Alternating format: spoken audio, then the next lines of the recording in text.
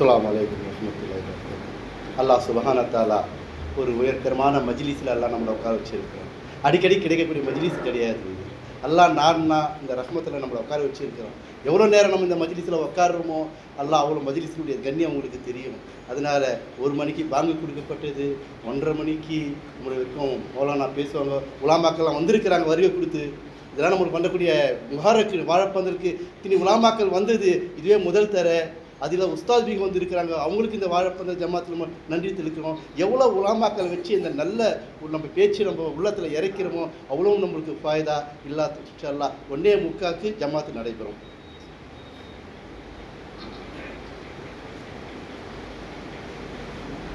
அருமையான சகோதரர்களே, ஸல்லல்லாஹு அலைஹி வஸல்லம் அன்னவர்கள் வர இருக்கக்கூடிய அந்த புனிதமிக்க ரமலான் மாதத்தினுடைய சிறப்பை விளக்கும் விதமாக சஹாபாக்களுக்கு மத்தியிலே உரை நிகழ்த்துகிறார்கள். மேலும் ஸல்லல்லாஹு அலைஹி வஸல்லம் அன்னவர்கள் சொல்லுகிறார்கள், அந்த மாதத்தில் அல்லாஹ் சுப்ஹானஹு வ தஆலா எந்த அளவிற்கு தன் ரஹ்மத்தையும் தன் அருளையும் அல்லாஹ் பொழிகிறான் என்று சொன்னால், அருமையானவர்களே, நிச்சயமாக அதை நாம் எண்ண கூட முடியாது, நாம் நினைத்து கூட பார்க்க முடியாது. மேலும் ஸல்லல்லாஹு அலைஹி வஸல்லம் அன்னவர்கள் சொல்லுகிறார்கள், அந்த மாதம் இரக்கமும் தயால குணமும் கொள்ளக்கூடிய மாதமாக இருக்கிறது. மேலும் ஸல்லல்லாஹு அலைஹி வஸல்லம் அன்னவர்கள் சொல்லுகிறார்கள், அந்த மாதத்தினுடைய முதல் 10 ரஹ்மத்தாகவும், 2ஆம் 10 மக்ஃபிரத்தாகவும், 3ஆம் 10 நரகத்திலிருந்து விடுதலையாகவும் அந்த மாதம் இருக்கிறது.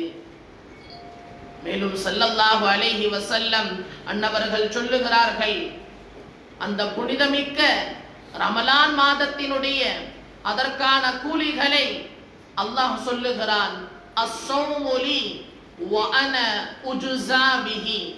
நோன்பென்பது அது எனக்குரியது, அதற்கான கூலி நானே என்று அல்லாஹ் சுப்ஹானஹு வ தஆலா சொல்லுகிறான். அருமையானவர்களே, ஸல்லல்லாஹு அலைஹி வஸல்லம் அன்னவர்கள் அந்த மாதத்தினுடைய சிறப்பை சஹாபாக்களுக்கு மத்தியிலே சொல்லுகிறார்கள் என்றால் நாம் நினைத்து கொள்ள வேண்டும், வரக்கூடிய மாதம் எப்படிப்பட்ட ஒரு மாதம் என்று. ஒரு பொருளினுடைய சிறப்பு, அதை பெறுவதற்கு முன்பு அதனுடைய சிறப்புகளை நாம் சில பேர்களுடைய நாவினால் கேட்டிருப்போம், செய்திகளிலே நாம் படித்திருப்போம், பார்த்திருப்போம். அப்படி அந்த பொருளினுடைய செய்திகளை கேட்க கேட்க அதன் மீது ஒரு ஆர்வம் ஏற்படுகிறது. எப்படியாவது அதை நான் வாங்க வேண்டும், அதை பெற வேண்டும் என்ற ஆசை நமக்குள்ளே தூண்டுகிறது. அதே போலத்தான் ஸல்லல்லாஹு அலைஹி வஸல்லம் அன்னவர்கள் சஹாபாக்களுக்கு மத்தியிலே அந்த மாதத்தினுடைய சிறப்பு, அந்த மாதத்தினுடைய ஆசை, ஆர்வம் அவர்களுக்குள்ளே ஏற்பட வேண்டும் என்பதற்காக அந்த மாதத்தை பற்றி பெருமானார் ஸல்லல்லாஹு அலைஹி வஸல்லம் அன்னவர்கள் சொல்லுகிறார். அதே போலத்தான் நமக்குள்ளேயும் வர இருக்கக்கூடிய அந்த புனிதமிக்க ரமலான் மாதத்தினுடைய ஆசையும் ஆர்வமும் நமக்குள்ளே ஏற்பட வேண்டும். அதற்காகத்தான் இது போன்ற சபைகளை இவர்கள் ஏற்பாடு செய்திருக்கிறார்கள். அருமையானவர்களே, என்னவோ ரமலான் மாதம் வருகிறது, அந்த மாதத்திலேயும் நாம் மற்ற மாதத்தை போல கழிப்போம் என்று சொன்னால் நம்மை விட ஒரு நஷ்டவாளி யாருமே உலகத்துல இல்லை. இதை நான் சொல்லல, அண்ணலம் பெருமானார் ஸல்லல்லாஹு அலைஹி வஸல்லம் அன்னவர்கள் சொல்லுகிறார்கள், எவர் ஒருவர் ரமலான் மாதத்தை அடைந்து அந்த ரமலான் மாதத்திலே சரியான முறையில் அமல்களை செய்யாமல், இபாதத்துகளை செய்யாமல், சாதாரணமாக பொதுவோக்காக மற்ற மாதங்களை போல அந்த மாதத்தை யார் கழிப்பார்களோ அவர்கள் வாழ்க்கையில எல்லாவித நலவுகளை விட்டும் அவர்கள் தூரமாக்கப்பட்டு விட்டார். எல்லா விதமான பலன்களை விட்டும் எல்லா விதமான நலவுகளை விட்டும் அவர்கள் தூரமாக்கப்பட்டு விட்டார், நஷ்டம் அடைந்து விட்டார் என்று பெருமானார் சொல்லுகிறார்கள். ஆக நம்முடைய வாழ்க்கையில் எத்தனை ரமலான் மாதங்களை நாம் கழித்திருப்போம்.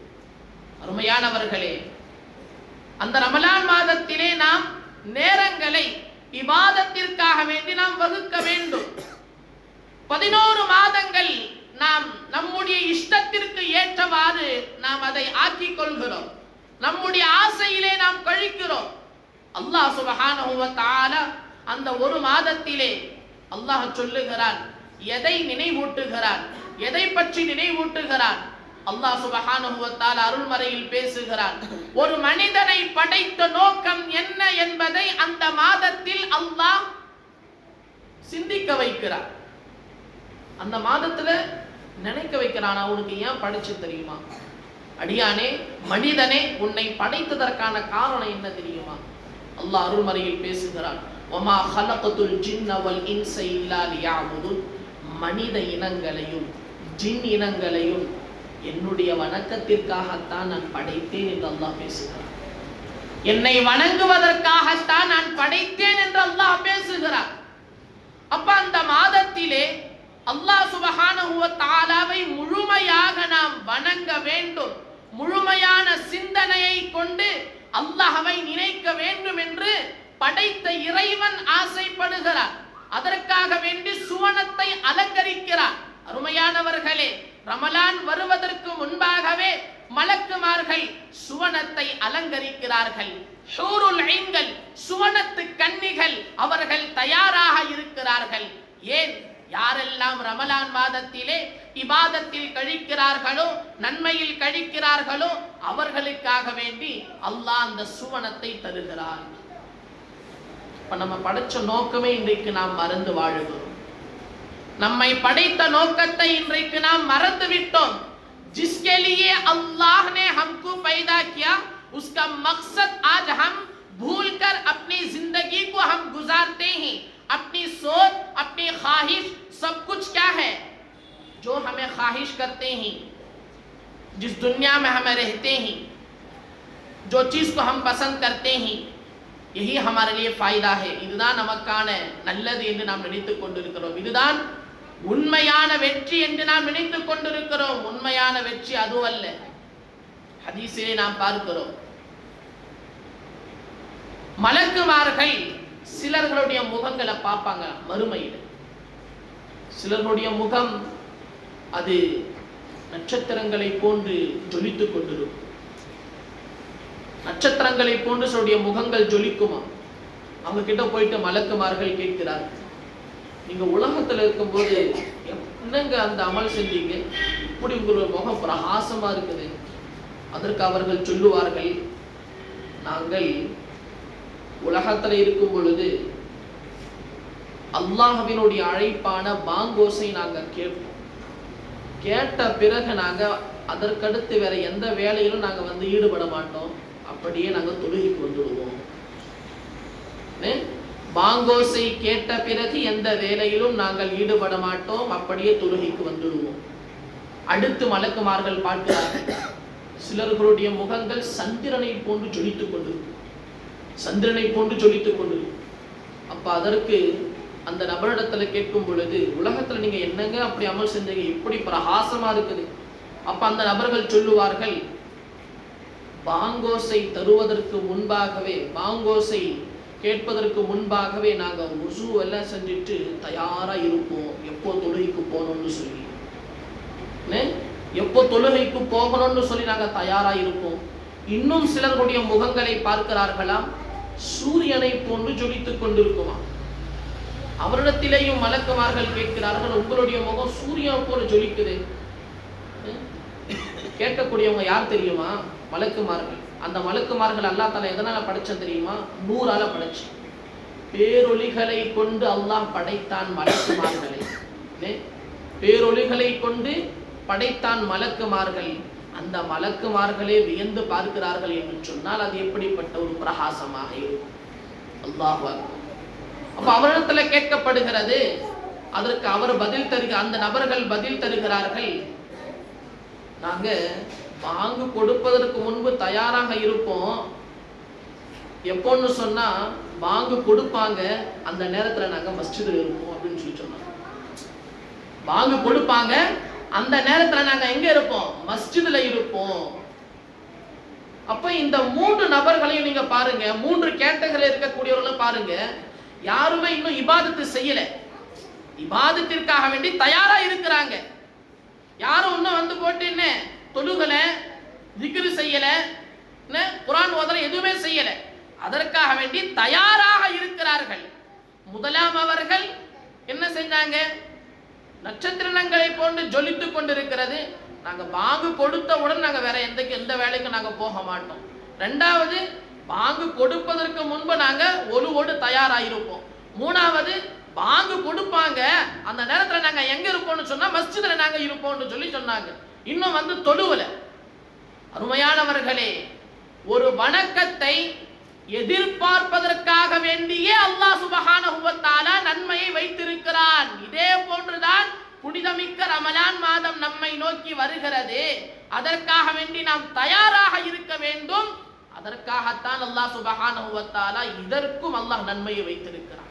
அருமையானவர்களே, இப்ப மறுமையில பிரகாசமாயிருக்கும், மறுமையில ஜன்னத்து அல்லாஹ் வச்சிருக்கிறான், மறுமையில அந்தஸ்துகள் கிடைக்கும். அது என்னங்க மறுமை என்றால் என்ன?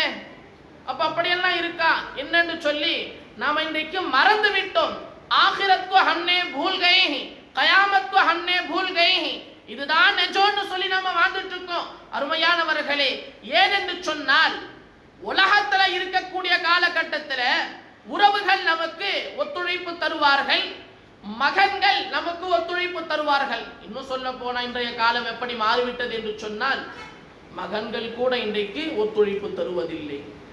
சொந்த பந்தங்கள் கூட சில இடங்கள்ல நாம பார்க்கிறோம் ஒத்துழைப்பு தருவதில்லை. அப்படிப்பட்ட ஒரு சூழல் ஏற்பட்டு விட்டது. அல்லாஹ் பாதுகாக்க வேண்டும். ஆக இப்படிப்பட்ட சூழல் இங்க மறுமையில் அல்லாஹ் சுப்ஹானஹு வ தஆலா சொல்லுகிறான், யௌம யஃபிர்ருல் மர்உ மின் அஹி வ உம்மிஹி வ அபி வ ஸாஹிபதிஹி வ பனி. மறுமை நாள் இது இந்த நிகழ்ச்சிகள் எல்லாம், இந்த வணக்கங்கள் எல்லாம், அல்லாஹ்வுடைய கட்டளைகள் எல்லாம் ஏன் வச்சிருக்கான்னு சொன்னா உங்களை பற்றி அல்லாஹ் உங்ககிட்ட மட்டும்தான் கேள்வி கேட்பான் மறுமையில். உங்களை பத்தி உங்களுடைய மகன்களை கேட்க மாட்டான், மகன்களை பத்தி உங்ககிட்ட கேட்க மாட்டான். அவரவர்களுடைய அமல்கள், அவரவர்களுடைய கேள்விகளுக்கான பதில் அவங்க தான் கொடுக்கும். இப்போ எக்ஸாம் வைக்கிறாங்க, ஸ்கூல்ல எல்லாம் எக்ஸாம் நடக்குது, எல்லாரும் கொஸ்டின் பேப்பரை வாங்கிட்டு எழுதிட்டு இருக்காங்க. அந்த நேரத்தில் நான் போய் சொல்ல முடியுமா? நான் எழுத மாட்டேன், எனக்கு பதிலாக என் நண்பன் எழுதி கொடுப்பான்னு சொன்னா என்ன சொல்லுவான்? நான் எழுத மாட்டேன், எனக்கு பதிலாக என் நண்பன் எழுதி தருவான் என்று சொன்னால் ஏற்றுப்பாங்களா? ஒருபோதும் இல்லை. ஆக உலகத்தினுடைய நியதி எப்படி என்று சொன்னால், உலகத்தை படைத்த ரப்புல் ஆலமீன் அவனுடைய நியதியை நாம் நினைத்து பார்க்க வேண்டும். அல்லாஹ் அதைத்தான் அருள்மறையில் சொல்றான், யௌம யஃபிர்ருல் மர்உ மின் அஹி. அந்த மறுமை நாளில் சகோதரர்களை பார்த்து ஓடுவாங்க. உம்மிஹி வ அபி, பெற்றோர்கள் என்ன செய்வாங்க? மகன்களை பார்த்து பெற்றோர்கள் ஓடுவார்கள், பெற்றோர்களை பார்த்து மகன்கள் ஓடுவான். வ ஸாஹிபதிஹி வ பனி, பிள்ளைமார்கள் தாய்மார்களை பார்த்து ஓடுவாங்க. எல்லாரும் யாரையும் என்ன செய்ய மாட்டாங்க? நெருங்க மாட்டாங்க. ஏன்னு சொன்னா அல்லாஹ் சுப்ஹானஹு வ தஆலா அந்த நேரத்தில் கடும் கோபத்திலே இருப்பான். யாருடைய அமல்கள் அதிகமாக இருக்கிறதோ, வணக்கங்கள் அது அழகாக இருக்கிறதோ, அவர்கள் மாத்திரம்தான் அல்லாஹ்வினுடைய பொருத்தத்திற்கான ஆளாக அந்த நாளில் இருப்பார்கள். அப்ப அந்த நேரத்துல மகன் யோசிப்பான், என்கிட்ட வந்து என் அப்பா நன்மை கேட்டுட்டா நான் என்ன செய்கிறது? அந்த நேரத்துல சகோதரன் சொல்லுவான், ஏன் மேரா பை மேரா பாஸ் ஆகும் நேக்கி பூச்சா तो मैं क्या करना इसलिए मैं भागता हूं அப்படின்னு சொல்லி ஒருவருக்கொருவர் என்ன செய்வார்களாம்? ஓடுவார்களாம். அருமையானவர்களே, அங்கே நாம் ஓடக்கூடாது. நாம் அல்லாஹ்வுடைய பொருத்தத்தை பெற வேண்டும் என்றால் இந்த உலகத்திலே அல்லாஹ் நமக்கு வாய்ப்பை தந்திருக்கிறான், அல்லாஹ் நேரத்தை தந்திருக்கிறான், புனிதமிக்க இரவுகளை அல்லாஹ் தருகிறான், புனிதமிக்க மாதங்களை அல்லாஹ் தருகிறான். பயன்படுத்துவதும் பயன்படுத்தாமல் சாதாரணமாக விடுவதும் நம்முடைய கையில் தான் இருக்கிறது. அருமையானவர்களே, நாம் அசட்டையாக நாம் இருந்து விடக்கூடாது, நாம் பொடுபோக்குத்தனமாக நாம் இருந்து விடக்கூடாது. ஆக இந்த நொடியும் அல்ஹம்துலில்லாஹ், இதுவே என்னுடைய நான் பாக்கியவானாக ஆகுவதற்கான ஒரு காரணமாக கூட இது அமைந்து விடலாம். நாம என்ன நினைக்கிறோம்னு சொன்னா, நாம இப்படியெல்லாம் நாம பாவங்களை செஞ்சிட்டோமே, இப்படியெல்லாம் நாம பண்ணிட்டோமே, அல்லாஹ் நம்மள மன்னிப்பானா அப்படின்னு சொன்னா நீங்க தயவு செய்து அப்படி யோசிக்காதீங்க. அல்லாஹ் சுப்ஹானஹு வ தஆலா சொல்லுகிறான், அல்லாஹ் சுப்ஹானஹு வ தஆலா சொல்லுகிறான், என் அடியானே, என் ரஹ்மத்தை விட்டு நீ நிராசையாகாதே, என் ரஹ்மத்தை விட்டு நிராசையாகாதே. அர்த்தம் என்னன்னு சொன்னா, நான் மன்னிக்க மாட்டேன்னு சொல்லி என் அடியானே நீ நினைக்காத, அப்படி நினைக்காதே. என்னை பற்றி நீ அப்படி நினைத்து விடாதே. உன்னுடைய பாவங்களை, அது எப்படிப்பட்ட பாவமாக இருக்கட்டும், அது நல்ல எண்ணங்களை கொண்டு மனம் வருந்தி என்னுடைய தர்பாரிற்கு வந்து முன்னால் நீ சஜ்தா விட்டு தொழுது நீ பாவ மன்னிப்பு கேட்டன்னு சொன்னா நான் உடனே மன்னிச்சுடுவேன், நான் உடனே மன்னித்து விடுவேன்.